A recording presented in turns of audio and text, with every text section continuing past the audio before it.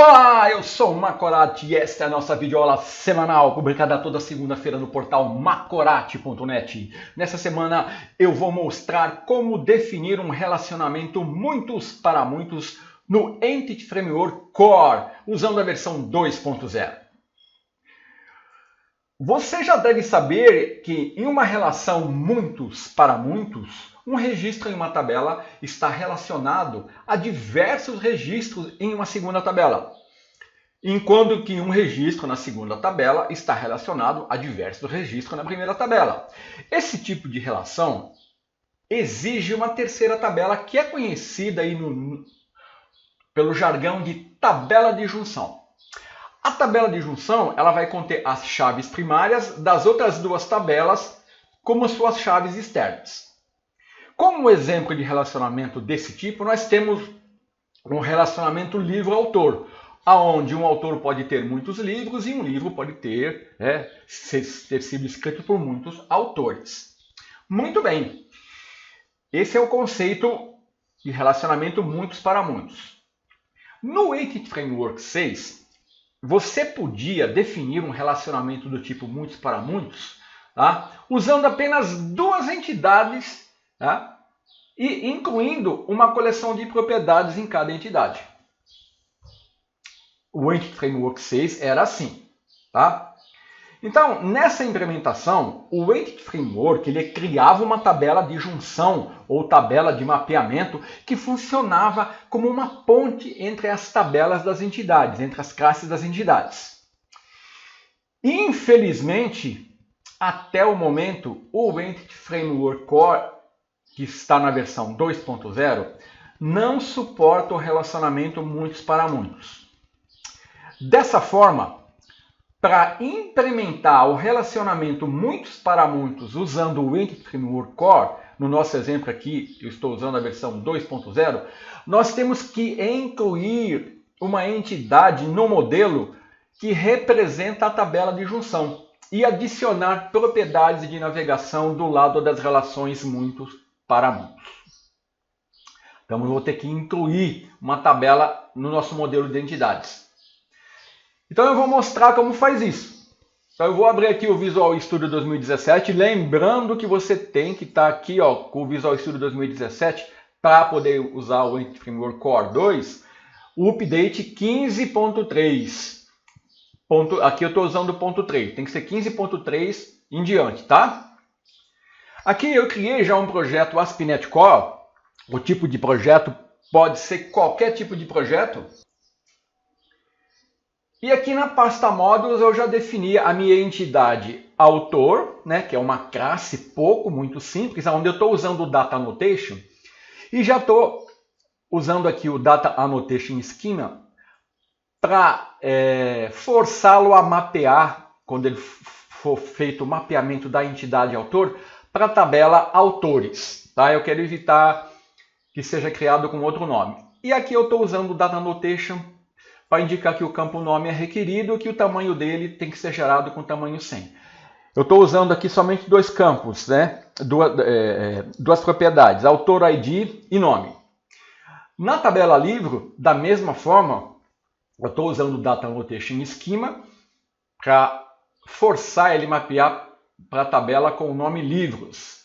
Porque aqui, como ele vai usar a pluralização da notação inglesa, talvez ele vai te gerar uma tabela com o nome livros. E aqui o Data Annotation, estou definindo aqui que esse campo é obrigatório e o tamanho dele é de 200, ele vai gerar um nvarchar de 200.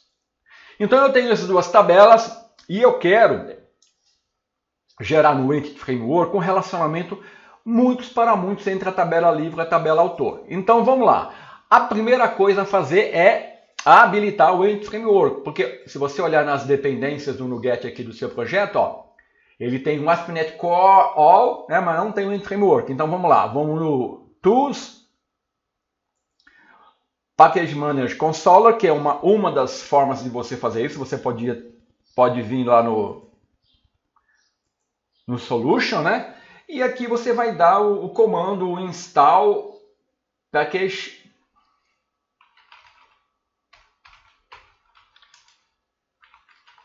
Entity Framework. Deixa eu ver se o nome... aqui está esquecido Microsoft. Microsoft Entity Framework Core. Se você quiser ser mais específico, você pode fazer assim, ó. Você quer a versão 2.0.0, que deve ser a última versão. Então vamos instalar o Entity Framework. Você vai ver que ele vai incluir a dependência aqui já no NuGet. E pronto, é tudo isso que você precisa para fazer esse serviço. Muito bem, vamos fechar aqui, diminuir um pouquinho aqui. Então agora, o que eu tenho que fazer usando o Entity Framework? Eu tenho que criar uma nova tabela. Eu estou usando a pasta Models aqui, tá? Então deixa eu aumentar um pouco aqui o código. Então eu vou criar uma nova entidade aqui que vai funcionar com uma tabela de junção. Então eu vou dar Add Class. Eu vou chamar essa entidade de livro-autor. Livro-autor. Vamos lá. Livro-autor. Tá? Então tá aqui, ó. Então aqui eu já vou reforçar também que eu quero mapear essa entidade com o nome livro-autores, tá? E aqui eu tenho que incluir a referência ao Data Annotation Schema. Então, nessa tabela, o que eu tenho que definir? Nessa tabela, eu tenho que definir as chaves estrangeiras, né? Então, vamos lá. Public int livro ID e public int autor ID. E agora eu tenho que definir as propriedades de navegação. Então aqui, ó, lembrando que eu vou ter a entidade livro no relacionamento 1 para muitos com a entidade livro-autor, numa associação, né? E a entidade autor numa associação 1 para muitos com a entidade livro-autor. Então aqui eu vou definir livro,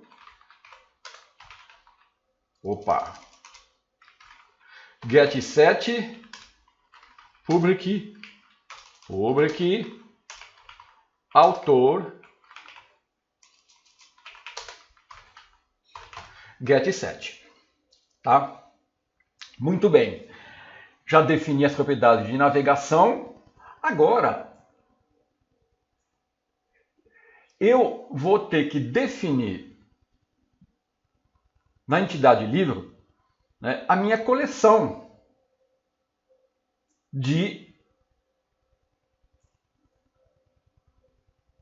que vai mostrar o relacionamento aqui, ó, 1 para muito. Eu tenho uma coleção de livro-autor. Então vamos lá. Então eu vou dar um public e collection livro-autor. Eu tenho uma coleção de livro-autores aqui, que eu vou chamar de livro-autores. getSet e aqui eu tenho que incluir uma referência, né? Ó. E como boa prática, né? Eu vou criar um construtor aqui, ó, setor. Vou inicializar a minha coleção, tá? Então, livro-autores, new collection, collection, livro-autor. Tá? Porque é uma responsabilidade da classe da coleção inicializar a coleção. Então aqui eu já defini, tá? Eu não preciso fazer isso na tabela autor, porque o Entity Framework Core ele já vai identificar, tá? Eu não precisaria definir a coleção lá do lado do autor. Fazendo assim ele já vai identificar. Muito bem, feito isso, eu tenho que resolver um probleminha aqui, sabe? O problema é o seguinte, ó. Vamos para a nossa classe livro-autor. Nessa abordagem, tá? Essa classe livro-autor, ela possui uma chave composta, ó, que é composta por livro-ID e autor-ID. De forma que essas propriedades de navegação, as propriedades livro ID e autor ID, elas vão ser usadas para identificar de forma unívoca o autor de um livro. Então, eu tenho que informar o Entity Framework que isso é uma chave composta. E eu não posso fazer isso via Data Annotations, eu tenho que fazer isso via Fluent API. Então, para implementar o recurso da chave composta, eu tenho que usar a Fluent API, porque o Data Annotation ele não dá suporte a chaves compostas. Então, eu vou criar aqui a minha classe de contexto que eu não criei ainda, né? Então eu vou dar Project Add Class, e que eu vou chamar de livraria context. Né? Essa classe ela tem que herdar de dbContext, que é a minha classe que vai representar a minha sessão com o banco de dados. Tá? E aqui eu vou definir aqui o construtor, né? Eu tenho que definir os dbsets para autor, né? Propriedade public dbset autores getSet public dbset livros getSet. E aqui eu vou criar um construtor onde eu vou definir a opção do meu contexto, né? Então, dbContextOptions. Opa! E vai ser livraria context. E aqui vai ser, vou chamar de options. Recolher aqui para você visualizar o código. E aí eu vou passar isso aqui para o meu construtor. Então, isso aqui é a minha classe de contexto que vai apenas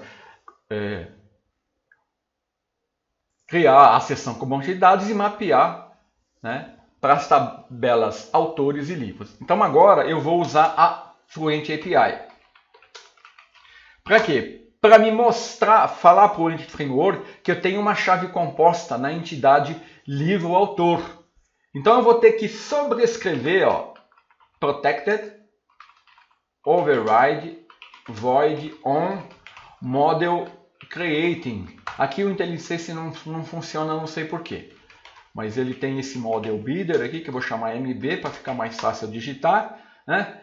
E agora, ó, eu vou via código aqui falar que a minha entidade livro-autor, essa entidade aqui, ó, ela tem uma chave hasKey, que eu vou chamar de aluno autor livro,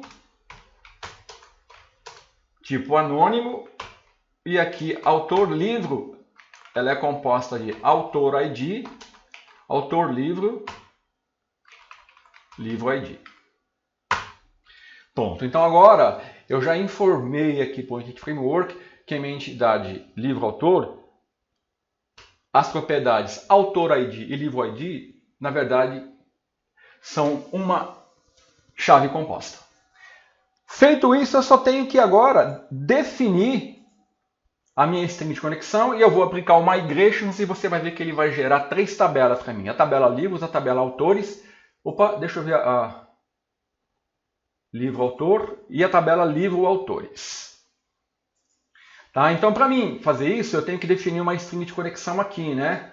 Ó, eu estou usando aqui o SQL Server 2012. Eu estou com o SQL Server Management Studio aberto aqui. Então, eu vou definir uma string de conexão. Para isso, eu vou no meu projeto, né? Eu vou lá no arquivo app settings e aqui, ó, eu já vou definir, ó, connection string, chamei ela de conexão SQL Server, né?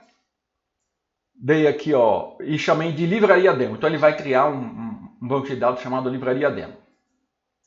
Aqui, só por desencargo de consciência, eu vou aqui no startup, né? E vou aqui registrar o meu serviço. Tá? Coisa que eu vou copiar e colar.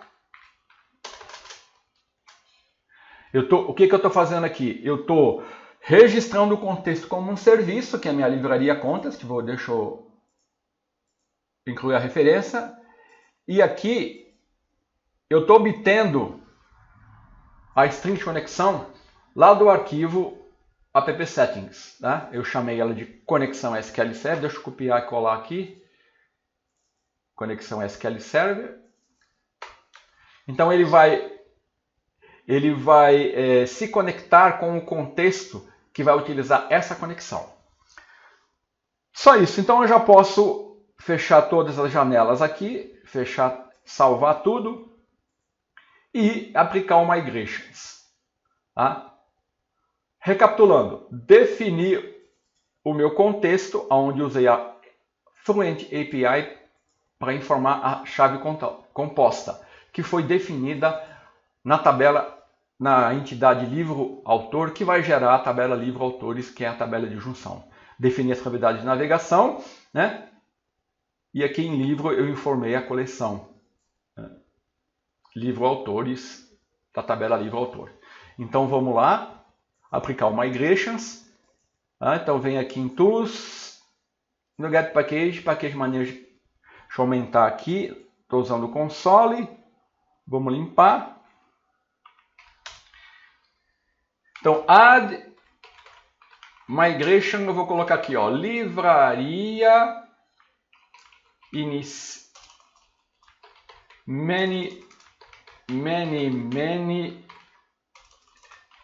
inicial. Então, ele vai gerar uma migração para mim.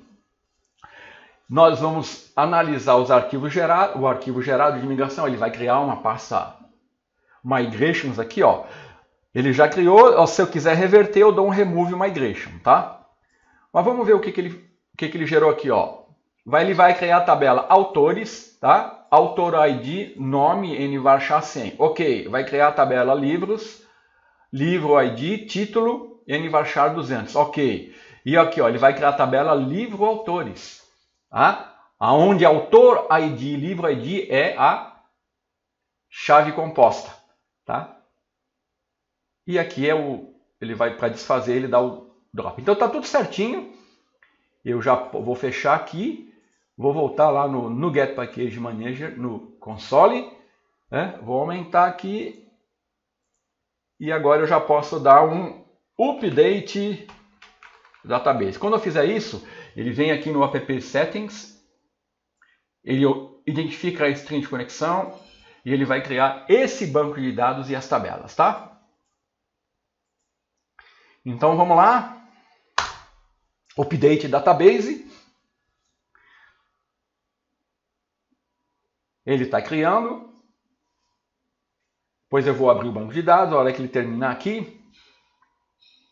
deixa eu puxar aqui, done, ok, vamos abrir o banco de dados, dar um refresh aqui, olha lá, livraria demo, vamos ver as tabelas que ele criou, tabela autores, vamos ver o design dela. Autor ID nome, livros, design. Livro ID título e livro autores, design. Olha lá, autor ID, livro ID. Mapeamento concluído. Relacionamento muito para muitos definido usando o Entity Framework Core 2. Até a semana que vem.